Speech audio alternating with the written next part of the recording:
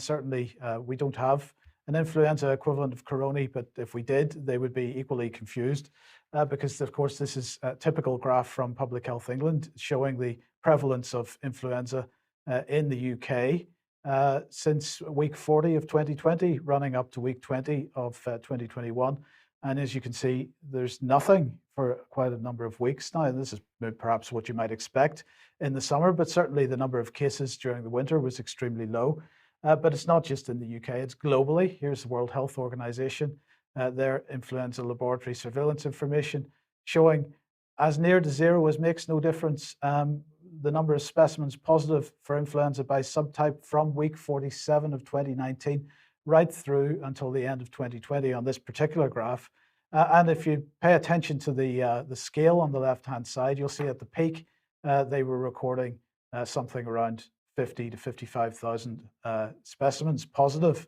If we bring that a little bit more up to date, then we find if we run from week 11 of 2020 until week 9 of 2021, we find that, well, influenza really went off a cliff, Brian. It hasn't been there since week 13 or so, but you can see that later on in the year, it started to come back in minutely small numbers. So we just zoom in on that a little bit to give you an impression of what was going on. Come back to Gavi for a second, and they're saying, and yet even though there are epidemics of different seasonal influenza strains every winter, the virus is widely perceived to be low risk by the majority of the public. Okay, so that's a very interesting statement, as you'll see in a second. Now, here is a tweet from Tony Heller. This is from May. The flu killed 50 million people in 1918, 1919, with an average age of death of 28. By contrast, the average age of death from COVID-19 is 79. Well, in fact, I think it's closer to 83, 82, 83, with multiple comorbidities. So you're correct, COVID-19 does not affect the body like flu. But here's the thing, just in time for the government announcement, which we're going to come on to in 1 second, the World Health Organization has changed the scale of the flu graph. So here's the latest one, global circulation of influenza viruses. And instead of 20 to 30,000 on the left-hand scale, we're now 0 to 600. So that you get bigger bars and it looks much more serious. And just to remind you what the other graph looked like, there we go. That's in fact part on the right-hand side there is partly the same time period. So they've changed the scale so that you're not confused about how serious it is. There you go. Now, what is this government announcement? Well, as we get onto that, let's have a look at what Sajid Javid was saying this morning, aside from I'm COVID positive. He said, flu can be a serious illness and we want to build a wall of protection by immunizing a record number of people. Now, this wall of protection phrase is one that they've also used with COVID. He went on to say, with the nation getting closer to normal life, we must learn to live with COVID-19 alongside other viruses. And we're offering the free flu jab to millions more people to help them keep them safe this winter. The phenomenal scale of the COVID-19 vaccination program is a clear demonstration of the positive impact vaccination can make. And I encourage all those eligible to get their flu jab when called forward. So who are they intending to jab in the 2021-22 season, which starts in September? All children aged 2 and 3 on the 31st of August. All children in primary school and all children in secondary school, those aged 6 months to under 50 years in clinical risk groups, pregnant women, those aged 50 years and over, unpaid carers, close contacts of immunosuppressed individuals, and frontline health and adult social care staff. So there we go. Now, this is a free vaccine, of course, but that doesn't mean that it doesn't costing anything. It's costing lots, and it's the taxpayer that pays. So, David, what are your thoughts on this? Of course, before COVID, those of us who followed the alerts from things like the VAERS database knew that the vaccine that was causing most harm was, in fact, a flu vaccine. Like the COVID vaccine, it generates a lot of reports of Guillain-Barré syndrome, which results in paralysis. And again, we're seeing no balanced information coming out from the government. We're seeing no information that weighs risks and benefits. We're seeing rhetoric that talks about walls of protection and other emotive terms. I find this quite concerning. But in the meantime, David, the Mail, making sure they get on this bandwagon, up to 60,000 people in England could die from flu this winter because so few people have immunity due to lockdowns. Warren's report commissioned by Patrick Vallance. This is the catch-22 of the lockdown. This is so. I mean, I don't know what to laugh or cry. So we're doing scare headlines. 60,000 people could die from flu this winter. Why? Because of lockdown.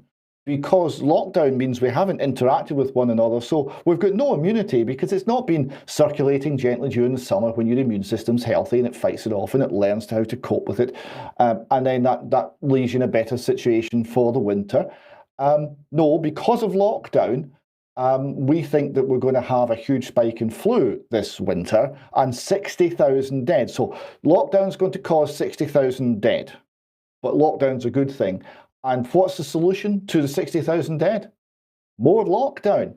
We're going to have masking and social distancing, which is lockdown, and we're going to use that as a solution to the problem which it has itself allegedly caused. Is this a catch-22? Is this simply mocking the public? I'm not sure. I think it's simply mocking the public and their ignorance of how the immune system works. Because the suggestion here is that the immune system has completely forgotten about a virus which has been circulating for how many years? But we've completely forgotten about it in 14 months. And the only way to remind the immune system about it is to get the vaccine, because there is no such thing as long-term immunity to anything. David? There isn't. Now, have we got the Jason Leach follow-up for that? We do indeed. Perhaps? Now, this is another piece of wonderful explanation from Jason Leach, the National Clinical Director in Scotland.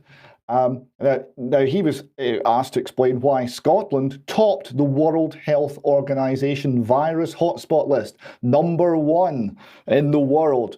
What a privilege! Now, this is obviously based on the wise guidance of Nicola Sturgeon and her team.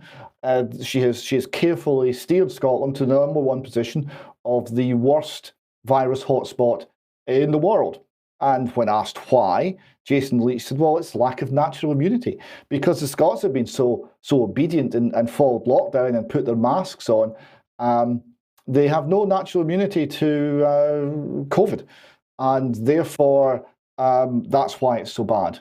And of course, the solution is, again, more lockdown, because that somehow makes sense. The degree of incomprehensibility, of a complete lack of any logical connection in the story that they themselves are putting forward is very striking. I'll just come in there, David. Yes, it's apparently illogical. It doesn't make sense unless you start to think that the actions by the government are actually malicious and designed to cause harm in the population. If you put that in as a start to the argument, to the discussion, then so many of these things then make sense. Why would you have a confused population? Because you don't want them to understand what's happening to them. We know from many scientists speaking out that vaccinations, certainly in the initial phase, are suppressing the immune system. But the vaccines are being pushed, more lockdowns being pushed. If the agenda is to harm the population, all these things make sense. This is a very good point. Is it a cock-up or is it a conspiracy? This is the question we're so often faced with. I share your view that I don't believe that the powers that be are as stupid as this would suggest they are. Therefore, there must be another agenda happening. We get sight of glimpses of that agenda, Spy B minutes and things like this, and we get sight of some of the outcomes and their decision making. But it doesn't make any sense for the reason that they state they are motivated to act in this way. It does make sense if we're talking about a removal of long-established rights, of closing down travel, of closing down society in some ways, and making us all much less free. If that were the agenda, then the decisions we're seeing here would make sense. Okay, let's move on to the NHS app then, because fantastic news this morning. 55 million people have refused to download the app so far, and that means that, of course, although there are now 1.7 million people isolating because of test and trace, it must be among the 10 million or so that have. Well, maybe they've only got themselves to blame, but nonetheless, the government is very excited about this news.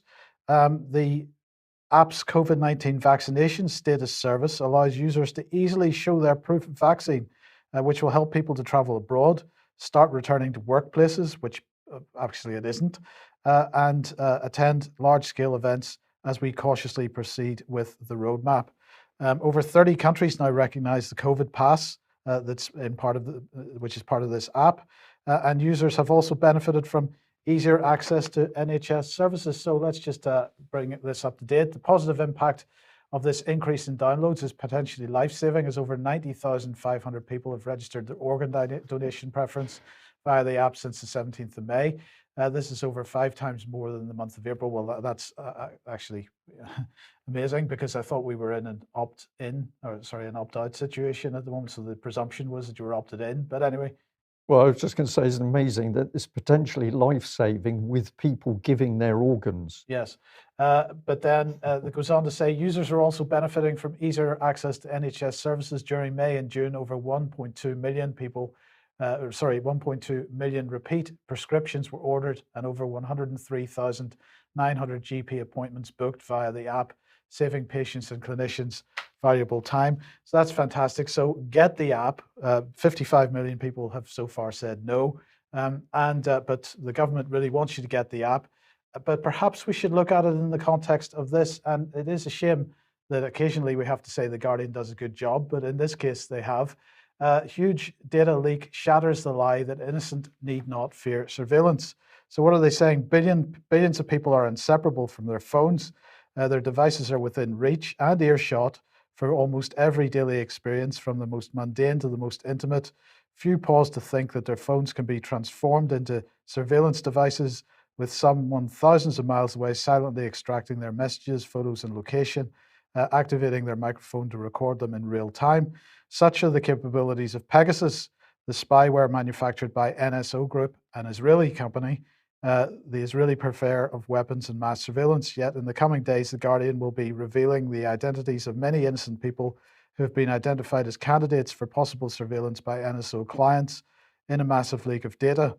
Without forensics on their devices, we cannot know whether governments successfully targeted these people, but the presence of their names on the list indicates lengths to which governments may go to spy on critics, rivals, and opponents. So let's just have a look at what they're saying here. These are the main attack vectors through SMS, through WhatsApp, through iMessage, but also the possibility of through some kind of unknown vulnerability in the phone.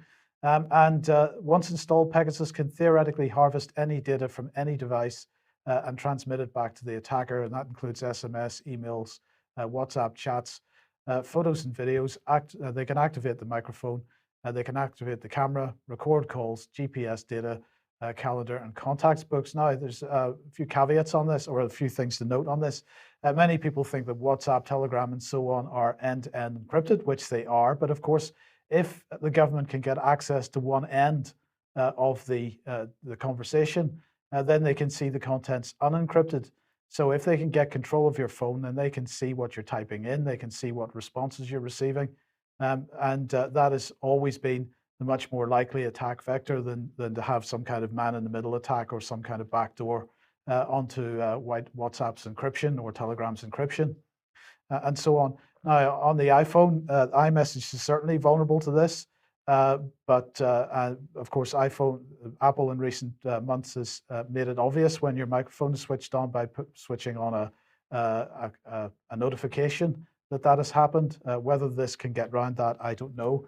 But anyway, the UK, said The Guardian, in the UK, the whistleblowers' detractors argued breezily that spying was what intelligence agencies were supposed to do. We're assured that innocent citizens in the Five Eyes alliance of